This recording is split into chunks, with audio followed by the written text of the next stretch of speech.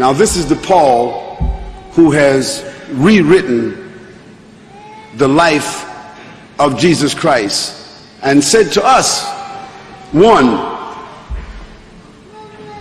Jesus said, I came not to change and alter the law. Whose law?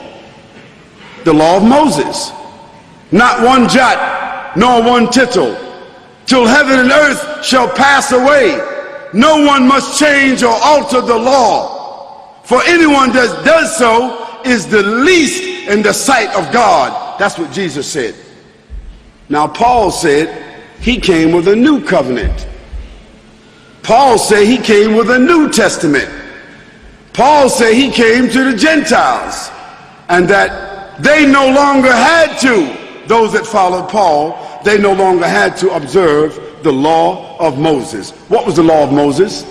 The 10 Commandments. They no longer had to. They could eat pig's meat. The Jewish people today, following the law of Moses, they can't eat pig's meat.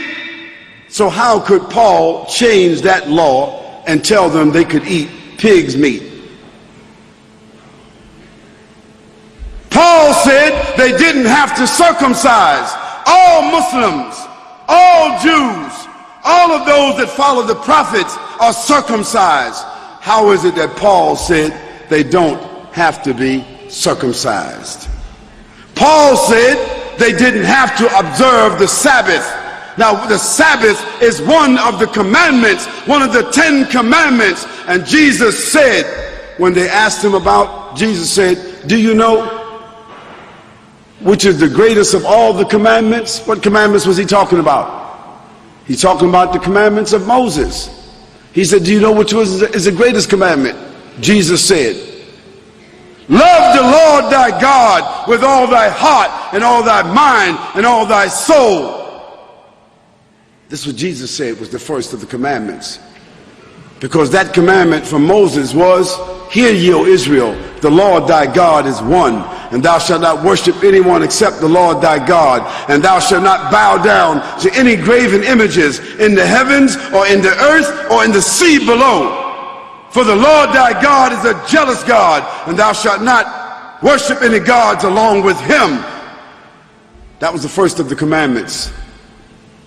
But Paul said we didn't have to observe that commandment. And it was through the epistles of Paul that Constantine later on, 300 years later, he decided to reconcile this new Jesus at the Council of Nicaea. To be specific, in the year 354, it was Constantine that reconciled Paul's Jesus from the historical Jesus and decided that he would go with Paul's Jesus and kill everybody else. And that's where the Trinity was born. That's where the incarnate God was born. That's where the atonement was born. That's where the idea of Jesus Christ being crucified, dead and buried for 3 days and coming back was born. This is where the idea of Jesus being God was born, because Constantine accepted that idea. Because Constantine had already deified his father as Sol Invictus.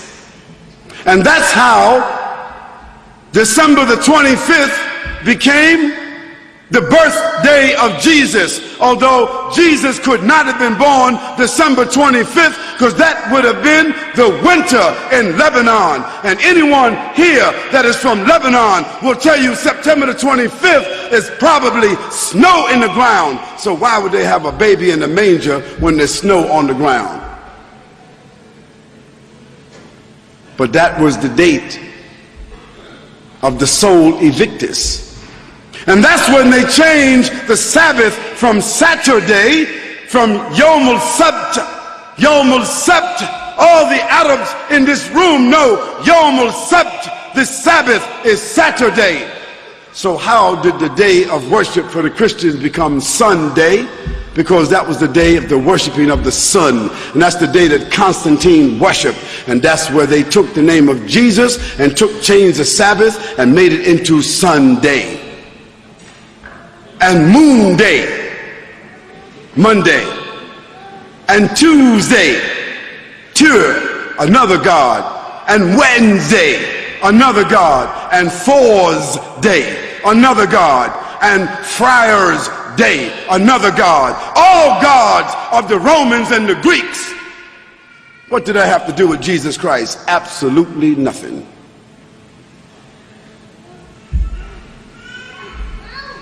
So a new covenant was born through Paul and the collaboration and the official documentation of Constantine, who then assigned an official Bishop of Rome.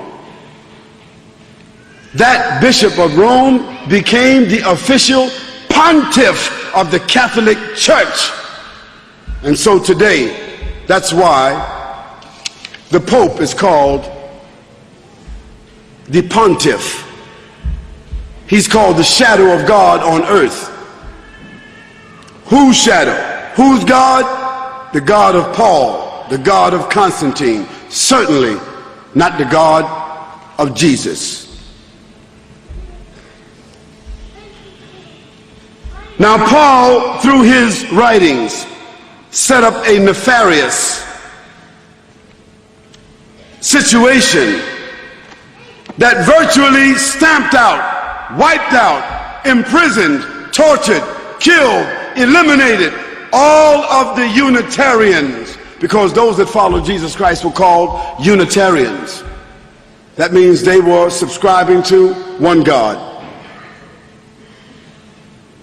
And what happened to the Unitarians? They were thrown to the lions. They were thrown to the lions until they were gradually eliminated. Then Constantine made Christianity the official religion. Why? Because he made a distinction between the Nazarenes and the Christians. If you were Christian, you were cool. If you were Christian, you were official. If you were Christian, you could be assimilated. If you were Christian, you were Constantized. If you were acceptable, if you embraced the Pauline doctrine, then you became a Christian. And Christian then became an antithesis of the Nazarenes. It also became an antithesis of the life and the message of the historical Jesus. This new evolution, this new faith system, officially adopted by Constantine, the Roman emperor, the establishment of the Church of Rome, and the subsequent Christology that has developed. I said Christology. Now, what is Christology? Christology is the scientific, systematic dramatization and mythological replacement of the historical Jesus. That's what Christology is. Because if we want to love Christ and follow Christ, we have to follow the real Christ. We have to follow, find, and subscribe to the historical Christ. The issue is, who is willing to follow the historical Christ? And even after you receive the information, some of you are angry right now. If you had some rocks, you'd probably stone me right now. Some of you might want to invite me outside to beat me up. You might want to stand up where you are and just say, "You're a liar. I don't care what you say. Jesus is God. And you're going to continue saying that because change is difficult.